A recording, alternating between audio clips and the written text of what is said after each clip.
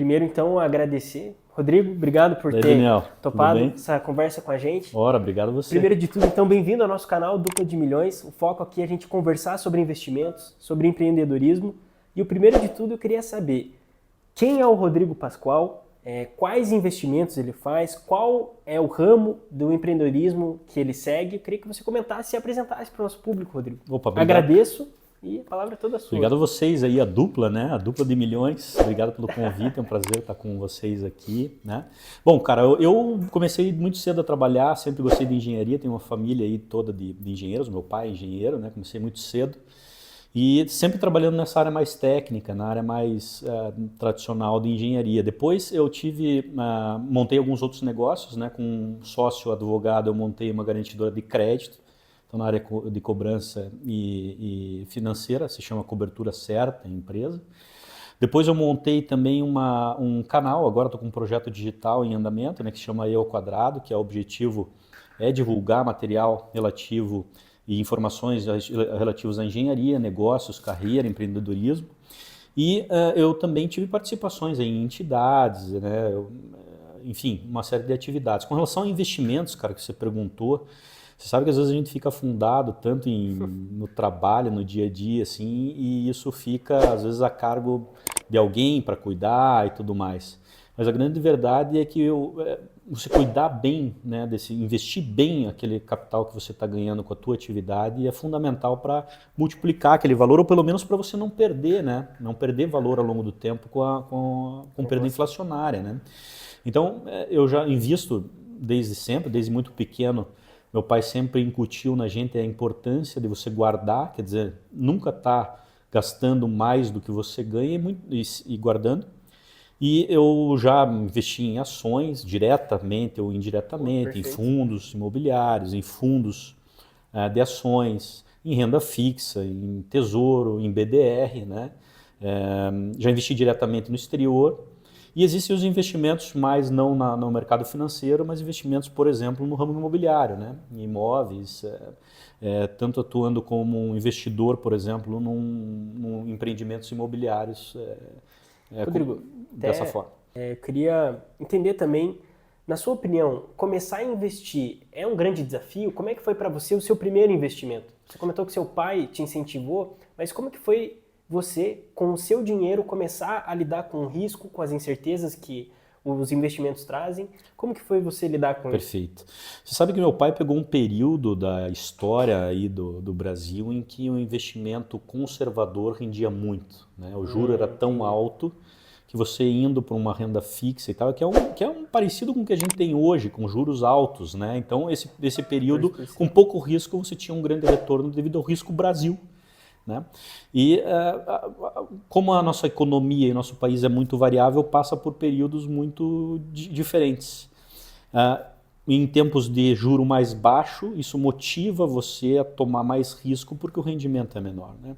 Então, agora é muito difícil você acertar, né, pela minha experiência nessa área, né, Daniel, é muito difícil você acertar né, o alvo toda vez. Você tem que ter uma diversificação de tal forma que, por vezes, se você perde em alguma coisa, você ganha em outra. Então, uma boa diversificação, uma boa ponderação do percentual que você tem em diversos ramos é muito importante, né? Muito importante. Maravilha, Rodrigo. E então aqui vai mais uma pergunta. Como que você diversifica os seus investimentos? Como que está diversificado o seu patrimônio dos seus investimentos, das suas finanças? Você sabe que eu acompanho alguns caras que são referência nisso, né? Eu gosto, por exemplo, que tem aquele primo rico que tem aquela teoria da arca lá, né? Então, os 25% em ações, 25% em real estate, quer dizer, eu acho que o equilíbrio disso é muito importante. Eu conto também com assessores de investimento, né? Então, os meus investimentos hoje eles estão bastante ponderados dentro assim de 1/4 aproximadamente em cada área.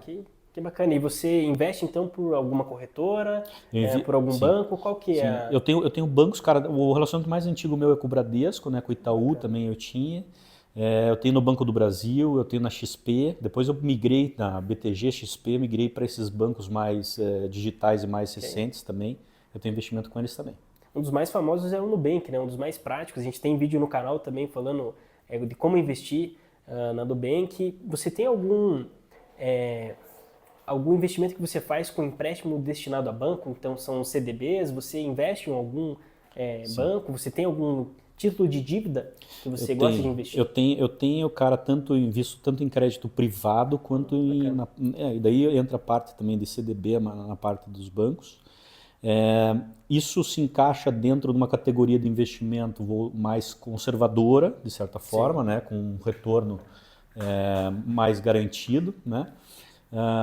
Mas eu tenho uma carteira bem diversificada nesse setor aí, nessa área, sabe? Você considera qual é o seu perfil de investidor, Rodrigo? Você tem muito apetite ao risco? Você é mais Moderado. moderado? Moderado. Eu não seria conservador, mas moderado.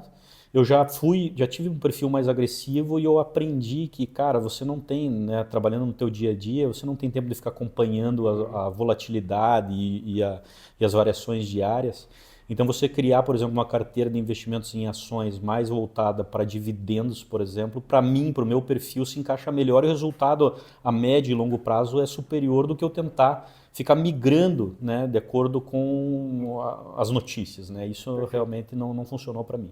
Porque, querendo ou não, a gente sabe que as notícias elas têm muito impacto nos preços das ações, né? Que é a especulação. Não necessariamente é um investimento, não necessariamente é fundamentado aquilo, mas sofre muito, né?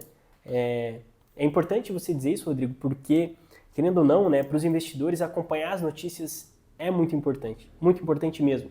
E o fato de você comentar que você se posicionar já entendendo que esse tipo de movimento acontece é muito importante. Que bom.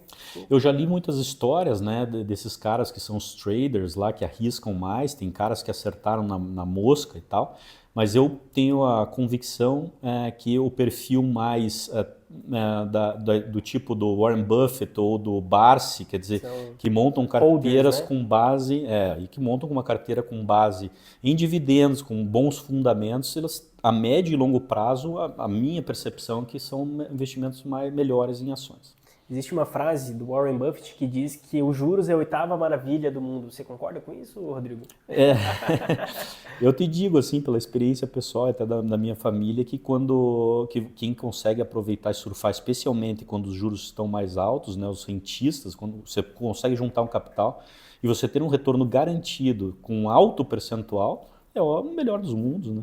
Para esse aspecto. Agora veja, pensando sobre o aspecto macroeconômico, pensando na coletividade, é horrível, né? Porque o que move uma economia, o que desenvolve um país é o investimento em infraestrutura, em negócios, e para esse tipo de situação, um juro muito alto ele não é favorável. Mais uma pergunta, Rodrigo. É muito colocado em xeque a questão do valor do real, né? Uma moeda que vem sofrendo uma desvalorização muito grande ao longo do tempo. Então eu queria saber se você dolariza seu patrimônio ou se você acha que isso é importante ou não. Eu queria ouvir um pouco mais sobre isso. Eu acho, Daniel, que até valores mais baixos assim eu não acho tão importante, mas a partir do momento que você começa a criar um patrimônio maior, você ter um percentual dolarizado pela segurança que isso oferece uma moeda mais forte é importante, sim. A partir de quanto é esse valor que você considera importante? Puxa vida, cara, eu acho que o quanto é muito relativo às pessoas, né? Mas, assim, para mim não faria sentido o cara que tem 10 mil reais, 50 mil reais, assim, já dolarizar uma parte disso. Mas, de fato, quando você começa a ter um patrimônio um pouco maior, a dolarização é uma diversificação dentro da tua carteira que tem que ser analisada, sem dúvida. Rodrigo, tenho mais uma dúvida. A gente sabe muito bem que hoje a economia do Brasil está sofrendo juros altos, 14,75%. A renda fixa está rendendo muito. Você comentou que você também é empreendedor. Então, eu queria entender como que você lida com essa situação que parece ser um pouco contraditória, em que os investimentos em juros estão pagando muito, porém, para a questão do empreendedorismo, os juros ele é, sim, um vilão.